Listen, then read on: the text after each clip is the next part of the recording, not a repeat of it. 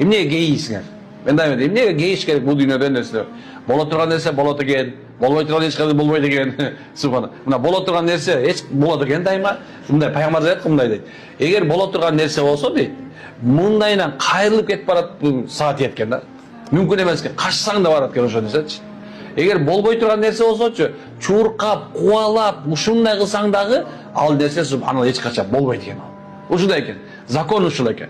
Машалла. Демек, мынекен бул дүйнөдөгү чыныгы даярдык, бул өтө турган дүйнөгө даярдык керек экен. Дагы айтып келип айтышым мүмкүн, мына молдо баштады, опять баягысын баштады дейт туурабы? Сразу өлгөндү баштады, өлгөн тирилишке ана ошол жактан жооп бересиң, ана мындай кээ бирлерге бул иманы алсыз болгон адамдар автоматически ушунду ойлойт. Иманы, Аллага болгон иман алсыздар автоматически субханалла, бул дүйнөдө нормально жашап албайлы, пока тияка барганча, барганда көрөбүз деген бардыгы тең бул иманы слабый болгондор.